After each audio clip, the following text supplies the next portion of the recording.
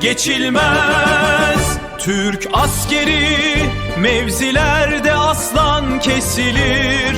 Düşmana karşı al sancak, bayrağımız göklerde şanlı dalgalanır. Düşmanı hezimete uğratırız. Şanlı bir milletiz, Çanakkale boğazında düşman gemilerini mezarı olmuştur.